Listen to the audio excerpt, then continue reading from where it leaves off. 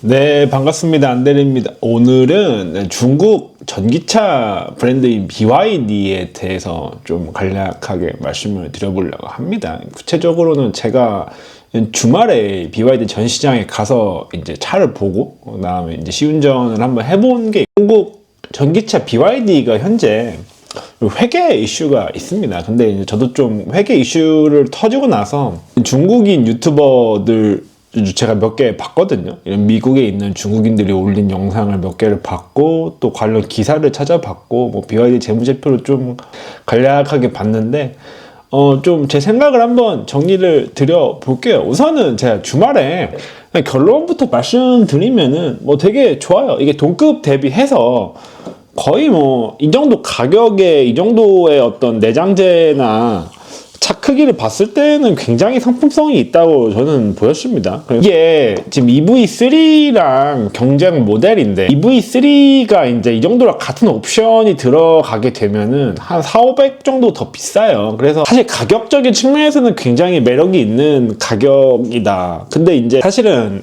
이제 이렇게 가격을 싸게 지금 한국 시장에다가 엄청나게 밀어내는 전략을 현재 취하고 있잖아요. 근데 이제 얘의 전략이 뭘까 한번 좀 고민을 해보다가 좀 재밌는 기사가 나와서 봤거든요. 이제 대금 지급을 미뤄서 부채를 줄였다라고 나옵니다. 그러니까 보도에 따르면은 기업이 부채를 이용해 성장을 추진하는 건 흔하지만 BYD는 공급망 파이낸싱에 중독된 것처럼 보인다고 중국 부동산 업체 헝다의 부채 문제를 경고했던 홍콩 회계 컨설팅 업체 GMT 리서치가 밝혔다라고 합니다. 어느 정도 얘네가 하는 말이 굉장히 신빙성이 있는 말이에요. 그러니까 근데 재밌는 게 있죠. 이게 지금 공급망 파이낸싱이 꽤 이런 겁니다. 그러니까 장사를 해보신 분들은 알겠지만 제가 어떤 물건을 받을 때 그거를 바로 현금으로 주지 못하거든요. 만약에 제가 접시를 한 1000개를 주문을 했습니다. 그러면은 뭐 대금을 접시 한 개에 뭐 10,000원이라고 치면 제가 1,000,000원 공장에 줘야 되거든요.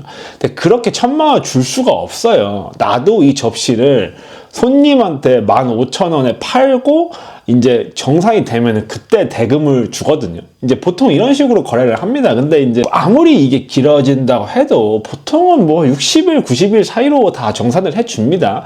왜냐면은 이 돈을 뭐 이렇게 BYD는 거의 뭐 1년 후에 준다고 하는데, 이렇게 장사를 하는 경우는 거의 없거든요. 그렇기 때문에 이제 그런 관점에서 봤을 때는 비상식적인 부분이죠. 이제 한국도 뭐 최근에 쿠팡이나 이마트는 요즘에는 안 그러죠. 근데 쿠팡이 대금 결제 대금을 너무 늦게 정산을 해줘가지고 이제 당시에 소상공인들이 엄청 의의를 제기했었고, 또 그 TMF 사태 때도 뭐 그때 쌀을 파신 분께서 이제 대금을 거의 뭐 엄청 늦게 받으셔가지고 마지막에 다 못 받았잖아요. 그래서 엄청난 피해자가 생겼는데, 근데 이제 지금 BYD도 그런 관점에서 봤을 때는 이게 되게 이상하다는 말인 거거든요. 사실은 이게 정상적이지는 않습니다. 근데 이 중국이잖아요. 근데 왜 이런 걸 할까 생각을 해보면 한번 고민을 해봐야 되는 게, 그러니까 이런 식으로 해서, 그러니까 보통 회계로 장난치는 이유는 되게 명확하거든요. 그러니까 좀 감추고 싶거나 뭔가 실적을 부풀리고 싶을 때 이제 이런 식으로, 이제 이런 경우에는 이거 원래 차입금을, 그러니까 내가 은행이나 채권을 발행해서 돈을 조달을 해야 되는 문제를 이런 공급망 파이낸싱을 통해서 자금을 조달을 해가지고 지금 사업을 진행을 하고 있는 거예요.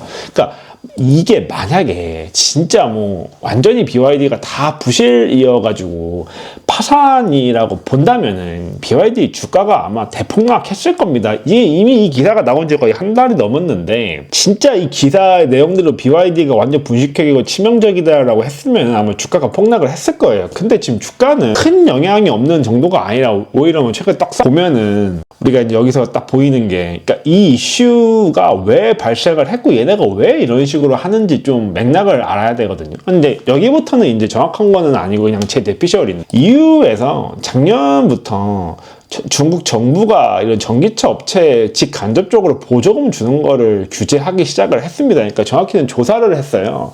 그래가지고 각 업체별로 중국 정부가 어떤 식으로 보조금을 주고 있는지를 테스트를 했거든요.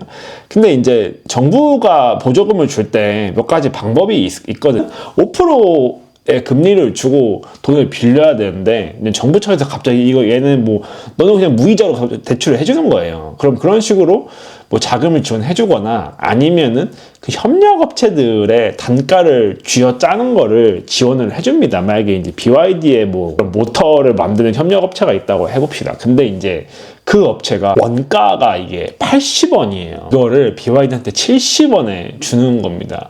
그러면은 적자잖아요. 근데 그 적자나 이런 거는 중국 정부가 그 협력업체한테 굉장히 저가의 대출, 엄청 저리로 대출을 해줘가지고 돌려 막을 수 있게 해주는 거거든요. 그 업체는 이제 뭐 적자가 너무 쌓이게 되면은 파산시키고 그 설비 같은 건 다른데 이전시켜버리거나 뭐 이런 식으로 이제 중국 정부가 어느 정도 개입을 해서 이 생산 원가를 낮추는 방식으로 많이 진행을 했었거든요.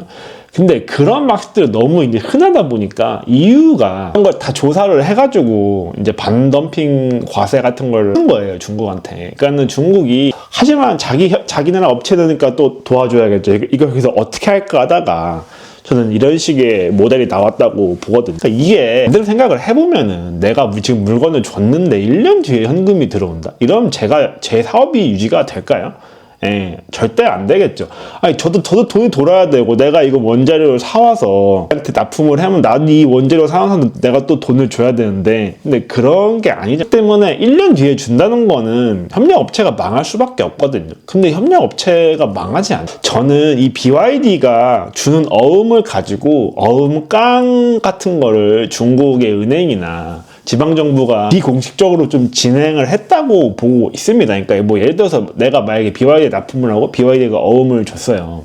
그러면은 그 어음을 내가 은행에 맡기고 담보 대출을 받습니다. 이제 그런 대출을 받고 그 돈을 계속 돌리는 거예요. 근데 이제 그런 식으로 하면은 근데 납품 단가 같은 거는 똑같이 BYD한테 주는 거예요. 그러니까 과거엔 70원에 팔았는데 원가 80원짜리를 똑같이 80원에 파는 거예요. 그러면은 EU가 보기에는 그건 보조금이 아니겠죠. 하지만 BYD 입장에서는 내가 3개월 후에 80원을 줘야 되는데 이거를 1년 뒤에 주는 겁니다. 그러면은 돈이라는 게 3개월 뒤에 들어오는 돈이랑 1년 뒤에 들어오는 돈이랑 완전 가치가 다르잖아요. 그만큼 돈이 녹잖아요. 시간이 흐른 만큼. 시간 가치라는 게 있으니까. 근데 그런 식으로 지금 중국 정부가 이 BYD한테 굉장히 이렇게 좀 스텔스 보조금을 주고 있는 게 아닌가라는 좀 강한 의심이 들고. 대신에, 근데 이제 이것도 좀 정도껏해야 되는데, 얘네 보니까 지금 꽤 많이 하는 것 같거든요. 이런 식으로. 거의 몇십 조를 해먹는 것 같은데, 지금 이 기타 지급 채무라고 하죠. 아마 뭐 매입 채무 같은 건데 이게 32조 원이라고 합니다. 그리고 뭐 대략적으로 숨겨진 부채로 봤을 때 몇십 조가 된다고 보는데, 근데 얘네가 이 몇십 조를 이제 사실은 빌려야 되는 건데 이렇게 공급망 파이낸싱에 의존을 하는 거고, 근데 이 돈을 가지고 엄청나게 공장이나 확장을 때려 짓는 거예요. 차량의 가격을 굉장히 낮추는 겁니다. 왜냐면은 생산량이 늘어나면 규모의 경제라는 게 가능하잖아요. 그럼 규모의 경제를 하기 위해서 생산량을 막 늘리고 그 늘린 거를 진짜 굉장히 적은 마진으로 이제 돌리는 거예요. 모든 국가만 유통망 하면서 막 한국도 돌리고 태국도 돌리고 하면서 막 돌리는 거거든요.